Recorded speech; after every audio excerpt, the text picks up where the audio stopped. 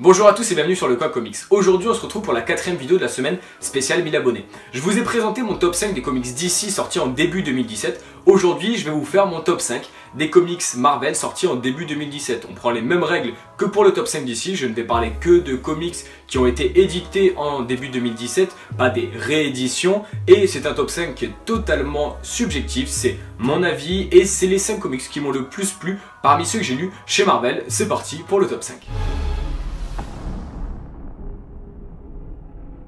A la 5ème position, on retrouve Power Man Iron Fist. Les héros sont dans la place par Walker, Green et Flaviano. Ce comics a été un véritable coup de cœur parce que il est sorti grâce aux nombreuses séries Netflix, je pense, qui ont eu lieu, et les séries Luke Cage, Iron Fist. On peut voir aujourd'hui la série Defenders et bien du coup ils ont édité, Panini a édité le comics Power Man Iron Fist qui revient sur le devant de la scène, et c'est un groupe de super-héros que je ne connaissais pas, ou du moins très peu, que j'avais vu par-ci par-là avec les Avengers, mais toujours en personnage secondaire, et voir ce duo de super-héros était très intéressant. Une intrigue assez classique où ils avaient une secrétaire qui sortait de prison, qui avait été en prison plus ou moins à cause de leur secrétaire, car c'était les héros à louer, ils louaient leur service de super-héros, et cette secrétaire a eu quelques soucis, elle a côtoyé des êtres un peu mystiques et s'est transformée en monstre pour faire clair, et ils ont dû agir et intervenir pour sauver un petit peu leur ville et aussi sauver plus ou moins leur secrétaire qui était tombé dans le mauvais côté. Et du coup ça a été très intéressant de voir ce duo Luke Cage et Iron Fist. C'est une lecture très simple, très classique, mais qui est en même temps très rafraîchissante et qui clairement vous divertit à fond, et c'est le but principal d'un comics, donc il mérite bien la 5ème position de ce top. A la 4ème position, on retrouve Moon Knight, Bienvenue en Nouvelle-Égypte par Jeff Lemire et Greg Smallwood. On a déjà parlé de ce comics sur la chaîne car ça a été un véritable coup de cœur. On retrouve un Mark Spector qui est l'alter ego de Moon Knight, qui est en fait interné dans un asile psychiatrique. Et il est interné, pourquoi Mark Spector? Parce que il souffre de TDI, de troubles dissociatifs de l'identité. Il se prend pour Moon Knight, mais les docteurs de cet asile psychiatrique lui expliquent qu'il n'a jamais été Moon Knight et que tout ça se passe dans sa tête. Et du coup Mark Spector, il est persuadé que c'est Moon Knight et il pète totalement un plomb dans cet asile, et en fait il va se rendre compte qu'il est guidé par une force un petit peu ancestrale, un petit peu mystique qui s'appelle Khonshu. Khonshu, c'est plus ou moins une voix dans sa tête à ce que disent les médecins. Khonshu lui dit qu'il est Moon Knight et qu'il est dans un endroit qui est dangereux, qu'il faut qu'il s'enfuit, et les médecins lui expliquent que non, il est tout simplement fou et qu'il faut qu'il arrête. Et du coup Moon Knight il va pas s'arrêter là, il va se battre pour essayer de prouver à tout le monde que Mark Spector, cette personne dans l'asile psychiatrique, est bel et bien Moon Knight. Et on suit l'aventure d'un personnage qui est atteint d'une maladie assez rare chez les super-héros Marvel. On a vu la nouvelle Thor atteinte d'un cancer, et là on voit Mark Spector atteint d'un problème psychiatrique. Alors c'était une partie très intéressante avec un super-héros de l'univers Marvel qui est méconnu, mais pourtant énormément intéressant, avec une histoire très compliquée. Il a 3 alter ego, quelque chose de très sympa, et je vous conseille fortement ce comics.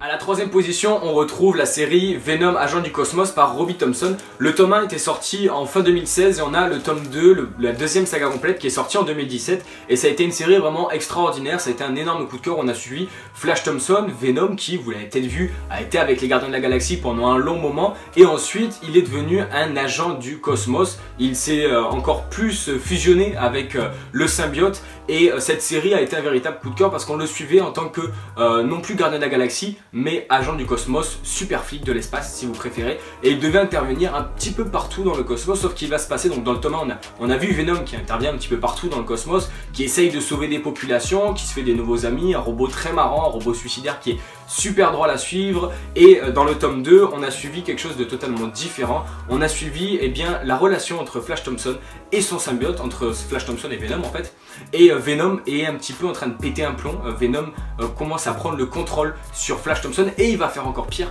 il va totalement se libérer de Flash et il va partir. Il va devenir le Venom qu'il était un petit peu à la base, un Venom beaucoup plus destructeur, un Venom meurtrier qui va opérer tout seul sans Flash Thompson, et qui va même tourmenter Flash Thompson et lui en faire voir de toutes les couleurs. Un véritable coup de cœur, une très bonne série, il me tarde énormément de lire la suite et il mérite parfaitement sa 3ème place.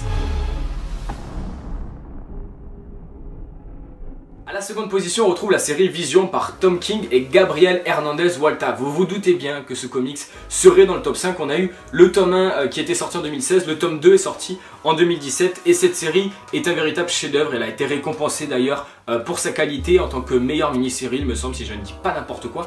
On suit bien la vie de Vision, vous connaissez cet Avenger emblématique, ce synthézoïde emblématique plutôt, qui bien a envie de d'avoir une vie normale. Il en a marre d'avoir une vie sans sentiment, une vie où c'est un robot plus ou moins qui passe ses journées à sauver le monde, et il décide de créer une famille avec Virginia, Viv et Vin, donc une famille de synthézoïdes comme lui, qu'il crée à partir de lui d'ailleurs, grâce à la sorcière rouge, et il crée sa famille. Il va s'installer dans une petite baraque tranquille, dans un petit lotissement, et il fait sa vie normale. Mais comment avoir une vie normale dans une population normale lorsque l'on est un synthézoïde surpuissant et que notre famille est similaire à nous? Eh bien c'est impossible, et c'est ce que l'on va suivre dans cette série par Tom King, qui a été une véritable révélation. On va suivre les tourments de Virginia, qui va devoir défendre ses enfants au péril de sa vie, car beaucoup de personnes leur veulent du mal, ils font peur à beaucoup de personnes, et on va devoir suivre surtout les tourments de Vision, les tourments intérieurs de Vision, qui va défendre sa famille coûte que coûte, quitte à aller contre ses valeurs. Une série coup de cœur que je vous conseille fortement. Et à la première position de ce top 5, mon comics préféré de début 2017 a été Punisher, Opération Condor, par Becky Cloonan et Steve Dillon. C'est le dernier travail de Steve Dillon sur le Punisher. Vous n'êtes pas sans savoir qu'il nous a malheureusement quitté l'année dernière. Et ce comics, c'est son dernier travail, ce run est son dernier travail sur le Punisher. C'est pas pour ça qu'il est dans le top 5, ça en fait partie, mais c'est surtout parce que ce comics est une véritable réussite. Le Punisher, comme on l'a dit, comme je vous l'ai déjà dit, est un personnage que j'ai découvert que je connaissais depuis longtemps, mais que j'ai vraiment découvert, que j'ai vraiment commencé à lire il n'y a pas si longtemps que ça, parce que c'était un personnage qui était pas vraiment médiatisé, et grâce à la série Daredevil, etc., il l'a été. Il y a eu plus de sorties chez Panini, et tant mieux, parce qu'on a un véritable chef-d'œuvre, du moins un très bon comics avec Opération Condor. Ça nous raconte l'histoire d'un Punisher qui se bat contre un cartel de drogue, un cartel qui donne une drogue qui rend les gens totalement tarés. Là je vous dis, ils sont pas juste dans un bad trip, hein. Ils sont complètement fous, c'est des zombies à la The Walking Dead, ils ne ressentent plus la douleur. Le Punisher, il leur tire des balles dans les jambes, ça ne les empêche pas de courir, enfin les mecs ça devient des gros malades. Et le Punisher va essayer de mettre fin à ce cartel, à cet empire de la drogue, qui plus est, qui utilise des enfants pour essayer d'atteindre le Punisher, et ça, Frank Castle il aime pas beaucoup qu'on joue avec les enfants et avec les civils. Alors ça a été une véritable pépite, imagée par les dessins de Steve Dillon, du regretté Steve Dillon, qui a un trait totalement particulier sur les visages. On retrouve ces visages très froids, ces visages très durs, et en même temps très expressifs, qui retranscrivent parfaitement les émotions des personnages. Un véritable coup de cœur, et clairement mon comics préféré de ce début 2017. Peut-être que le tome 2 sera mon comics préféré de la deuxième partie de 2017. Et c'est mon comics préféré chez Marvel de début 2017, et j'ai décidé de proposer cette lecture à l'un d'entre vous, parce que je vais vous faire gagner le tome 1 de Opération Condor par Becky Cloonan et Steve Dillon. Pour participer, c'est très simple, il vous suffit de laisser un like à la vidéo, d'être abonné à la chaîne bien évidemment, et de dire dans les commentaires que vous participez pour gagner le Punisher Opération Condor.